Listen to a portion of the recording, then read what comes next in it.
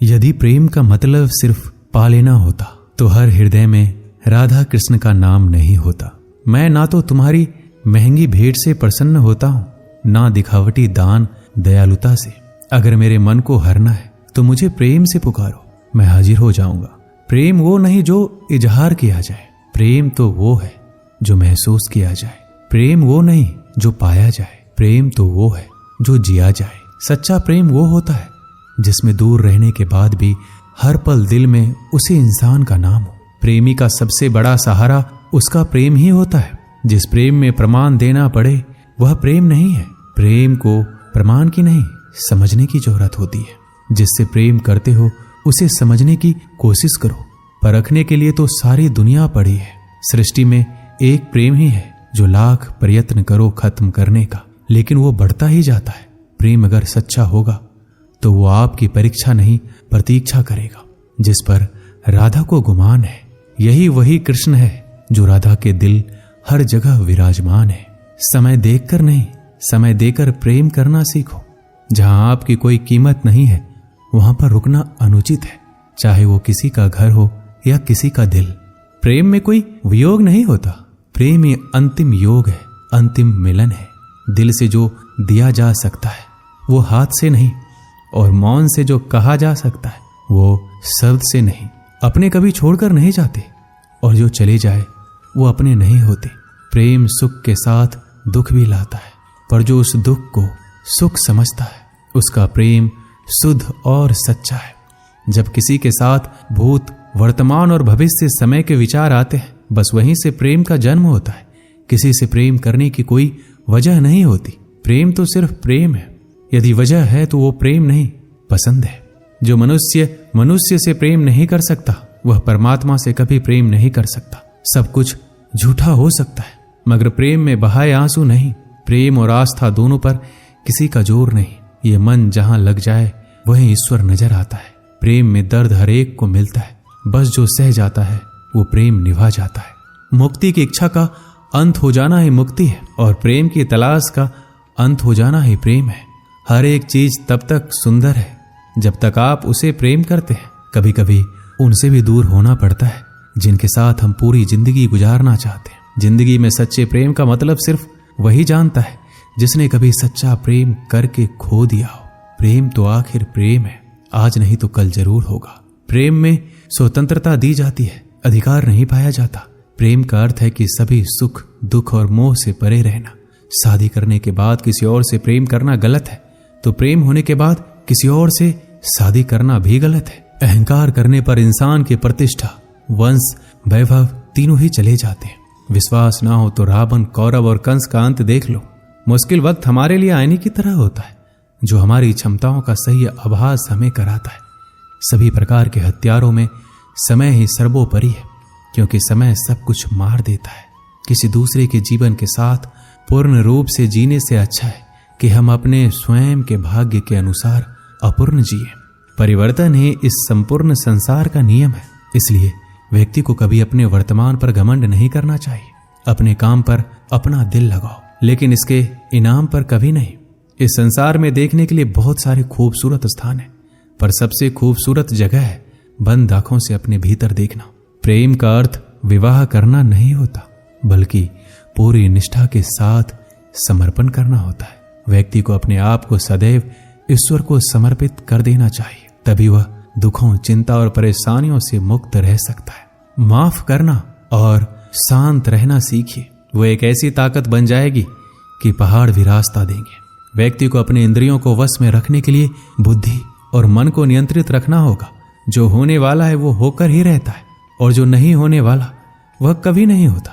ऐसा निश्चय जिनकी बुद्धि में होता है उन्हें चिंता कभी नहीं सताती है। किसी भी व्यक्ति को ना तो समय से पहले और ना ही भाग्य से अधिक कुछ मिलता है, लेकिन उसे सदैव पाने के लिए प्रयत्नशील रहना चाहिए। श्री कृष्ण कहते हैं, इंसान हमेशा अपने भाग्य को कोसता है, ये जानते हुए भी कि भाग्य से भी ऊंचा उसका कर्म है जो स्वयं के हाथों में है। व्यक्ति को आत्मज्ञान के माध्यम से संदेह रूपी अज्ञानता को समाप्त करना चाहिए। मैं उन्हें ज्ञान देता हूं जो सदा मुझसे जुड़े रहते हैं और जो मुझसे प्रेम करते हैं। सत्य कभी दावा नहीं करता कि मैं सत्य हूं, लेकिन झूठ हमेशा दावा करता है कि सिर्फ मैं ही सत्य हूं। परिवर्तन संसार का नियम है। समय के साथ संसार से हर चीज परिवर्तन के नियम का पालन करती है। हालांकि मैं भूत, भविष्य और वर्तमान काल के तीनों जीवों को जानता हूं, लेकिन मुझे वास्तव में कोई नहीं जानता है। संयम, सदाचार, स्नेह एवं सेवा ये गुण भली भांति संगत के बिना नहीं आते। जिस प्रकार से प्राकृतिक मौसम में बदलाव आता है, ठीक उसी प्रकार से जीवन में भी सुख दुख आता रहता है। वह कभी अस्थायी नहीं रहते हैं। इस जीवन में ना कुछ खोता है ना व्यर्थ होता है। जो लोग परमात्मा को पाना चाहते हैं वह ब्रह्मचर्य का पालन करते हैं। भगवान श्री कृष्ण कहते हैं, मैं इस संसार का सुगंध हूँ, अग्नि की उष्मा हूँ और समस्त जीवित प्राणियों का आत्म संयम हूँ। मन में कभी डर पैदा मत होने दो। वो वास्तविक नहीं है। वो ना तो कभी था ना कभी होगा। इसके विपरीत जो वास्तविक है वह हमेशा से था और उसे ना तो बदला जा सकता है ना कभी नष्ट किया जा सकता है। गीता में उन लोगों के लिए संदेश दिया गया है जो लोग अपने मन को काबू में नहीं रखते। ऐसे लोगों का मन इधर उधर भटकता रहता है और उनके लिए वह शत्रु के समान काम करता है। मन व्यक्ति के मस्तिष्क पर भी गहरा प्रभाव डालता है। जब व्यक्ति का मन सही होता है तो उसका मस्तिष्क भी सही तरीके से काम करता है। इसलिए अपने मन को हमेशा काबू में रखिए। श्रीमद् भागवत गीता में श्री कृष्ण ने उपदेश दिया है कि हर मनुष्य को खुद पर पूरा भरोसा रखना चाहिए, क्योंकि जो लोग खुद पर भरोसा करते हैं वो निश्चय ही सफलता हासिल करते हैं। वह इंसान जैसा विश्वास करता है वो वैसा ही बन जाता है। श्री कृष्ण कहते हैं, जो लोग दूसरों की भलाई पर ध्यान नहीं देते, सिर्फ अपना मतलब साधने में लगे रहते, उन लोगों का कभी भला नहीं होता। आपको बता दें कि इंसान का स्वार्थ उसे अन्य लोगों से दूर ले जाकर नकारात्मक हालातों की तरफ धकेलता है, जिसके चलते व्यक्ति अकेला रह जाता है। वहीं गीता में यह भी कहा गया है कि स्वार्थ शीशे में फैली धूल की तरह है, जिसकी वजह से व्यक्ति अपना प्रतिबिंब ही नहीं देख पाता। वहीं अगर आप चाहते हैं कि आप भी अपना जीवन खुशीपूर्वक व्यतीत करें, तो इसके लिए ये जरूरी है कि आप अपने स्वार्थ को कभी अपने पास नहीं आने दें, क्योंकि स्वार्थी मनुष्य दोस्ती भी सिर्फ अपना स्वार्थ निकालने के लिए करते हैं। जीवन में कभी किसी से अपनी तुलना मत करना। आप जैसे हैं सर्वश्रेष्ठ है। यहाँ कोई किसी का नहीं, सबको मतलब की बीमारी है। समय नहीं रुकता। यदि आज बुरा चल रहा है तो कल अवश्य अच्छा आएगा। आप केवल निस्वार्थ भाव से कर्म कीजिए और वही आपके हाथ में है। परेशानी आए तो ईमानदार रहे, धन आए तो सरल रहे, अधिकार मिले तो विनम्र रहे और क्रोध आने पर शांत रहे। यही जीवन का प्रबंधन कहलाता है। किसी दूसरे को कष्ट देकर हासिल किए गए सुख की उम्र बहुत छोटी होती है। जीवन में खुद की बुराइयां सुनना भी बेहद जरूरी है, क्योंकि रोज तारीफ ही सुनोगे तो कभी आगे नहीं बढ़ोगे। अच्छे कर्म करने के बावजूद भी लोग केवल आपकी बुराइयां ही याद रखेंगे। इसलिए लोग क्या कहते हैं इस पर ध्यान मत दो, अपने कार्य करते रहो। संसार जरूरत के नियम पर चलता है। सर्दियों में जिस सूरज का इंतजार होता है, उसी सूरज का गर्मियों में तिरस्कार भी होता है। अतः आपकी कीमत तब होगी जब आपकी जरूरत होगी। अभिमान को आने मत दो और स्वाभिमान को जाने मत दो।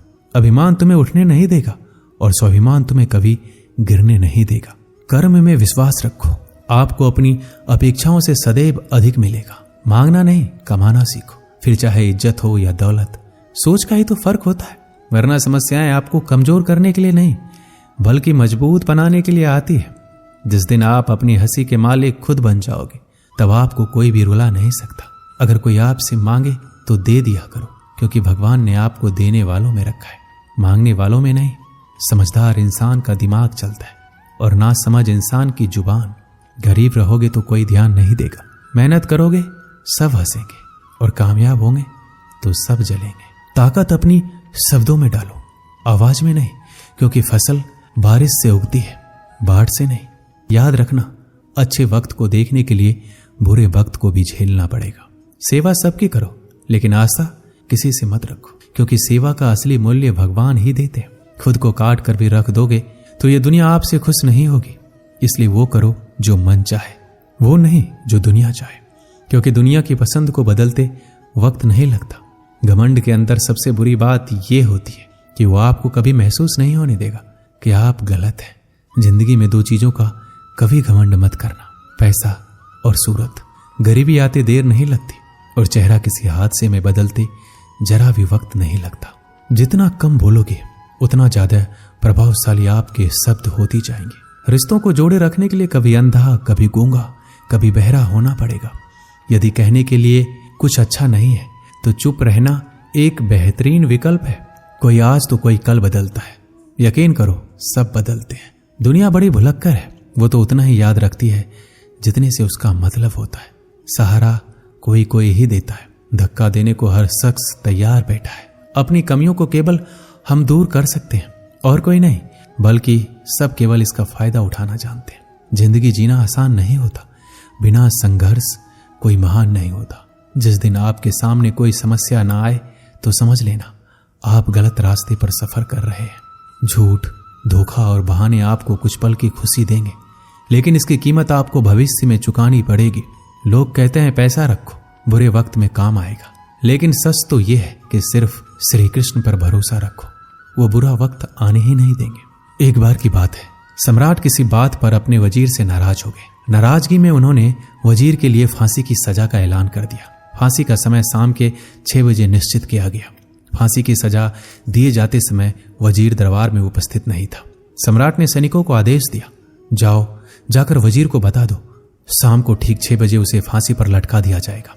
सम्राट का आदेश मान सैनिक की एक टुकड़ी वजीर के घर पहुंची। उसके घर को चारों ओर से घेर लिया गया। कुछ सैनिक घर के अंदर गए। अंदर जाने पर उन्होंने देखा कि वहां तो जश्न का माहौल है। उस दिन वजीर का जन्मदिन था। उसके घर पर रिश्तेदारों और दोस्तों की चहल पहल थी।